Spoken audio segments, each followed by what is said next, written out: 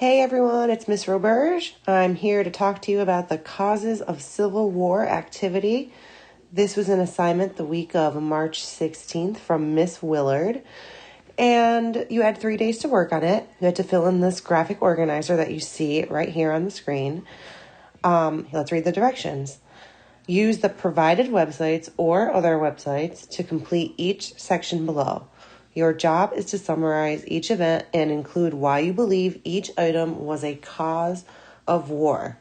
Bullet points are fine. So this is important. You have to summarize the event, but also say why it was a cause of the Civil War. So working in bullet points, that's pretty nice. We should all thank Miss Willard for that, because that definitely makes this easier on us. Okay, so to begin with, I'm here to help you guys, but there's not a great way to do this unless you have the articles up in front of you. I have them up in front of me on a separate screen, and I'm going to read them with you. However, you really should read along. I'm going to help you summarize this at the end, but it would be beneficial to you to read along while I do this. The links are right there. You just have to click on it and open it up. So take a second and do that.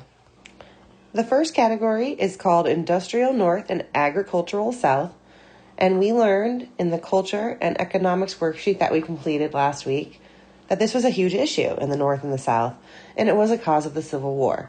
So when you click on the article, the first thing you see is a graph showing some of the economical differences between the North and South, and saying that those contributed to the rise of regional populations with contrasting values and visions for the future. So what that's trying to say is that people in the North and people in the South had a different agreement, they had a different opinion about what the values of the country were and what the vision for the future of the country should be. So, to read some of the article, the Civil War that raged across the nation from 1861 to 1865 was the violent conclusion to decades of diversification. Gradually, throughout the beginning of the 19th century, the North and South followed different paths, developing into two distinct and very different regions. The North had soil and climate that favored smaller farmsteads rather than large plantations. So that's something we should write down. North favored small farms.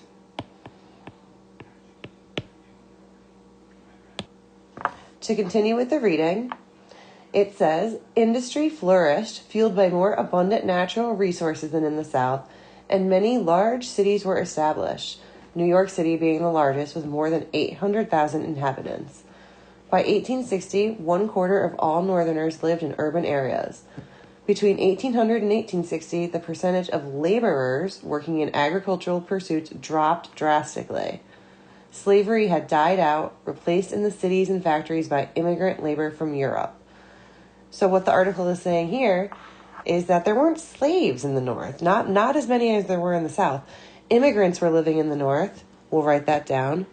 Immigrants lived here. In North. More slaves in South.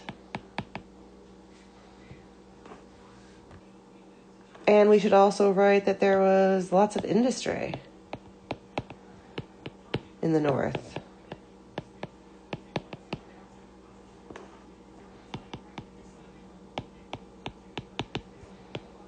Versus agriculture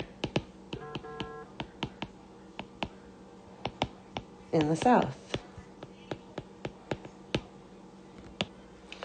The article goes on to talk about the South, saying that the South has fertile soil and warm climates that make it ideal for large-scale farms. That's how we know that they had more agriculture, as we noted here. Because the agriculture was so profitable, few Southerners saw a need for industrial development. They liked having farmland. They liked being farmers. That was how they built their economy. Although 2/3 of Southerners owned no slaves at all, by 1860 the South's peculiar institution was inextricably tied to the region's economy and culture.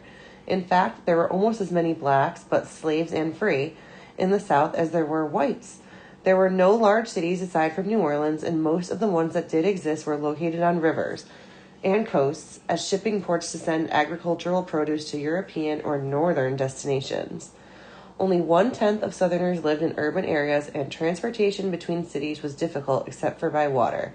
So very few Southerners lived in cities. We'll put that here.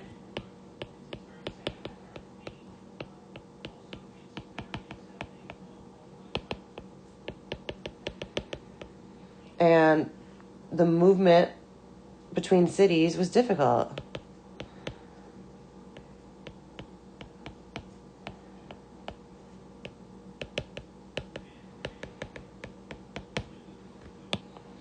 The article also goes on to say that a fewer percentage of white Southerners were literate, meaning that they could read, than people in the North, and Southern children went to school less, so they were less educated. So what does all this have to do with the Civil War? And how does this relate to a cause of the Civil War? Well, let's think about it. These were people that lived in the same country, but they had wildly different beliefs. So that really led to a lot of conflict. So let's make a list here. Causes. The difference between the North and the South were regional differences.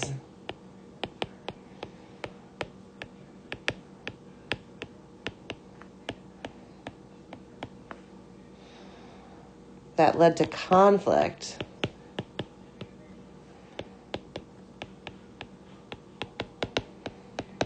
Over the vision of the country.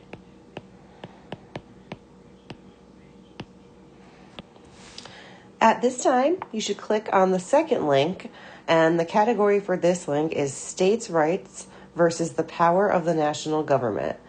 So at the time of the Civil War, there was a big debate over whether or not the national government, or what we call the federal government, should make the laws and the rules for the people, or if that should be governed by the states. So should the entire country have the same rules and the same laws, or should each state have its own rules and its own laws? So just so you know, nowadays we have some laws in our country that are considered federal, and that is the whole country follows them. And we have other laws that are governed by the states, and we get to vote on those sometimes. And it's different. You know, you'll be in one state and certain things will be legal, and then you'll go to another state and it may not be legal. So it's definitely something interesting to think about. I'm going to start reading in the third paragraph of the link. It says, the debate over which powers rightly belong to the states and which to the federal government became heated again in the 1820s and 1830s, fueled by the divisive issue of whether slavery would be allowed in the new territories forming as the nation expanded westward. The Missouri Compromise in 1820 tried to solve the problem, but succeeded only temporarily. Abolitionist groups sprang up in the North, making Southerners feel that their way of life was under attack. Abolitionist groups were groups that were against slavery. A violent slave revolt in 1831 in Virginia, Nat Turner's Rebellion, forced the South to close ranks against criticism out of fear for their lives. They began to argue that slavery was not only necessary, but in fact it was a positive good. As the North and South became more and more different, their goals and desires also separated. Arguments over national policy grew even fiercer. The North's economic progress as the Southern economy began to stall fueled the fires of resentment. By the 1840s and the 1850s, North and South had each evolved extreme positions that had as much to do with serving their own political interests as with the morality of slavery. So let's get some notes down on this. There was a debate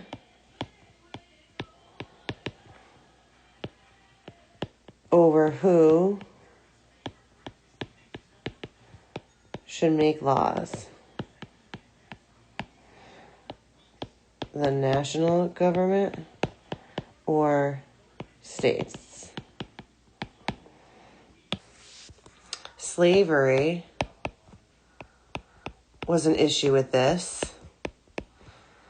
because the South argued that they needed slavery for their economy, but the North did not because they relied on immigrants to do a lot of work in their industries. So slavery was an issue. They definitely disagreed on that. South said they needed it. North disagreed. The article goes on to discuss why this was so important, why the states cared so much, why the South really made such a big deal about it. So basically, when there would be new states entering into the Union, they would each get 2 votes in the Senate because that's how many votes each state got. If too many states entered that were pro-slavery or anti-slavery, they would be able to tip the vote in favor of their cause. Because of that, the South wanted to protect their right to own slaves, and they argued strongly for the rights of states to govern themselves and to have the power to decide whether or not their state should allow slavery. Therefore, we can add to our list of causes the debate over states' rights,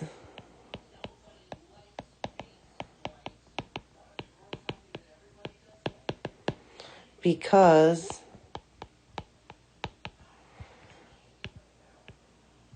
the Southern economy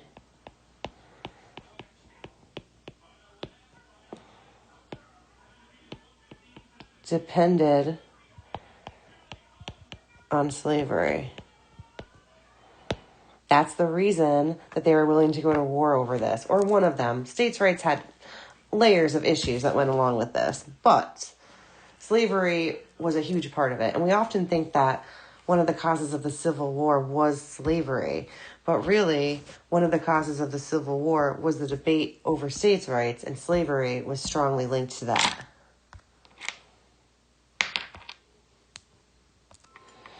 All right, at this point, you should click in the third link, and the topic of the third link is slavery in the United States. It's kind of a long reading, but I think it's really worth your time, so I'm going to try to read as much of it as possible.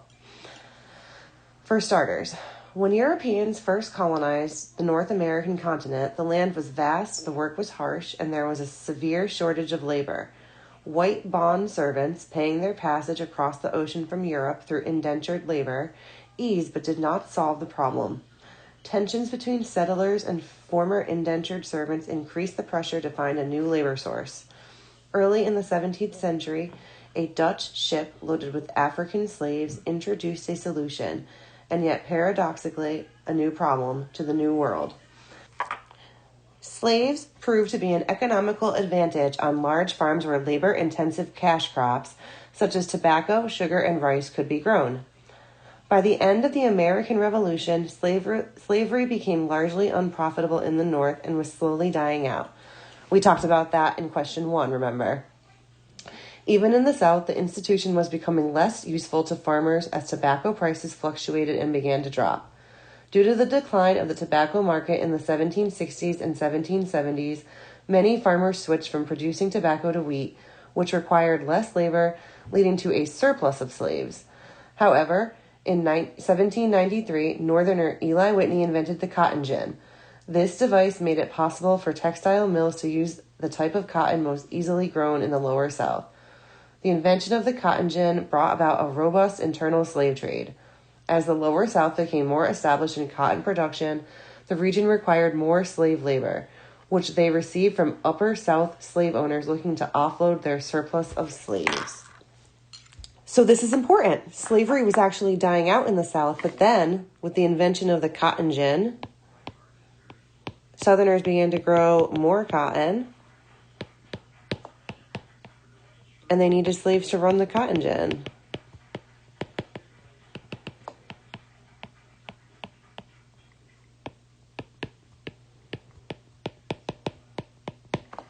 More slaves were needed. And they were obtained by trade, as we read. The next paragraph that I read is not pleasant, may not be easy to hear, but I'm going to read it.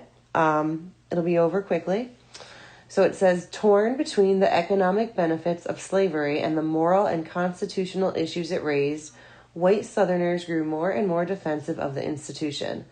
They argued that black people, like children, were incapable of caring for themselves and that slavery was a benevolent institution that kept them fed, clothed, and occupied and exposed them to Christianity. So basically the argument was that by giving slaves a home and religion, they were helping them. They were doing them good. Most Northerners did not doubt that black people were inferior to whites, but they did doubt the benevolence of slavery. The voices of Northern abolitionists, such as Boston editor and publisher William Lloyd Garrison, became increasingly violent. Educated blacks, such as escaped slave Frederick Douglass, wrote eloquent and heartfelt attacks on the institution and spoke on abolitionist circus about their experience enslaved. So as we can see, attitudes about slavery were changing. It didn't look to be as good. Whoops. Excuse my misspelling. More people had a moral dilemma with it, which is a good thing. The article goes on to describe some of the treatment that slaves received, and it also talks about a Supreme Court case called the Dred Scott decision, and you should all take a moment and read that. I'm going to read the last paragraph about the Civil War. The outbreak of the Civil War forever changed the future of the American nation and perhaps most notably the future of Americans held in bondage. The war began as a struggle to preserve the Union, not a struggle to free the slaves.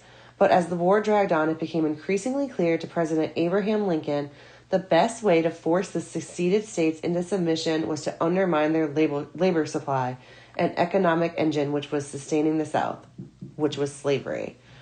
Many slaves escaped the North in the early years of the war, and several Union generals established contraband policies in the Southern land that they conquered.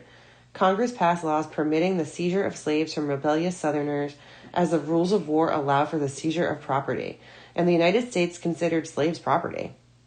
On September 22nd, 1862, following the strategic Union victory at Antietam, President Abraham Lincoln presented the preliminary Emancipation Proclamation. The document decreed that by the power of the United States Armed Forces, all slaves in states that were still in rebellion 100 days after January 1st, 1863, would be thenceforward and forever free. Furthermore, Lincoln established an institution through which free blacks could join the U.S. Army, an unprecedented level of integration at that time. The United States Colored Troops, USCT, served on many battlefields, won numerous medals of honor, and ensured eventual Union victories in the war. So those last couple paragraphs were long, but they were important in understanding how slavery was a cause. So as it said, Lincoln wanted to go after the labor supply.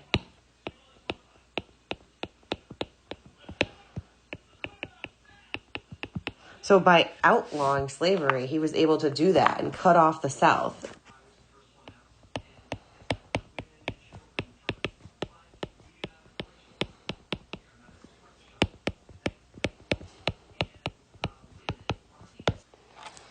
Making slavery illegal took away the labor from the South.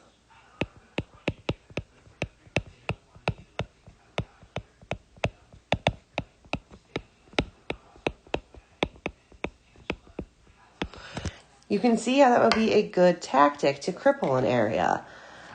Think about kind of how our country is right now with the coronavirus going on.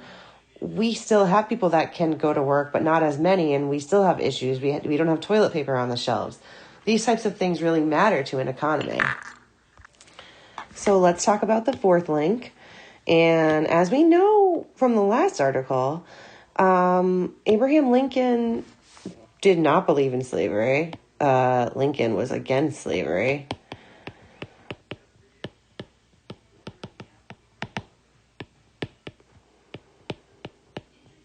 We also know that he freed the slaves in the Emancipation Proclamation.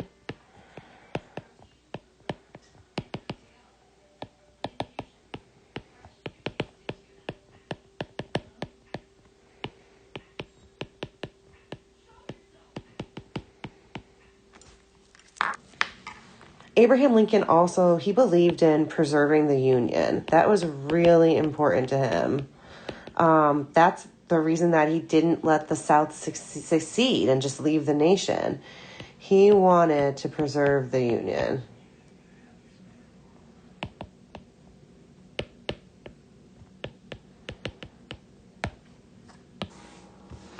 Lincoln felt that it was his sacred duty as president to preserve the Union, and that is one of the causes.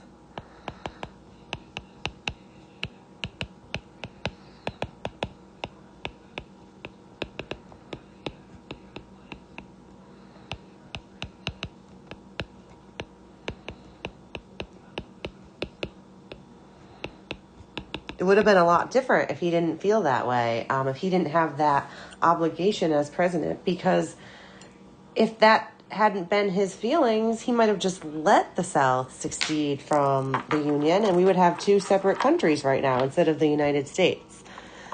Just a little more about Abraham Lincoln. We tend to know a lot about him. He's certainly a famous president, beloved. He was the 16th president of the United States, born in Kentucky in February of 1809. He grew up in Indiana, had very little formal education, but really enjoyed reading. He enlisted as a militia captain and defended Illinois in the Black Hawk War of 1832. Later, he studied law, and then he campaigned for a seat on the Illinois state legislature. He did not win on his first attempt, but he persevered and tried again. He married Mary Todd in 1842, and they had 4 sons.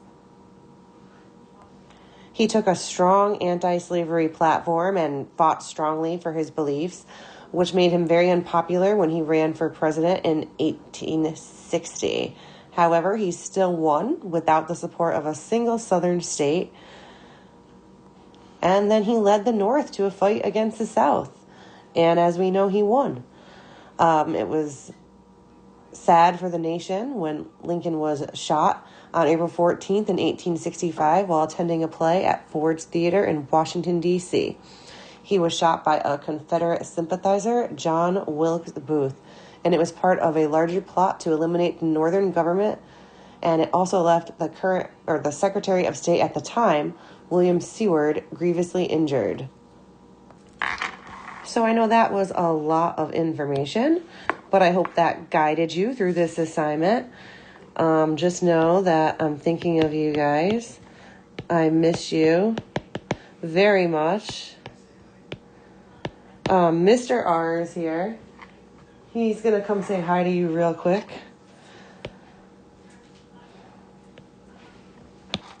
Hey, Mr. R, how are you doing? I'm good. How are you, Mrs. R? I'm doing well. Do you want to say something to the kids? Yes. Hi, kids. I just want to say that I'm proud of all of you that are doing your work, and that I hope you continue the good work and keep up the good fight. Wise words from Mr. R, and I'm proud of all of you as well. And keep doing your work. I'm going to have to call your parents. That is a direct threat. All right, guys. Talk to you soon. Bye.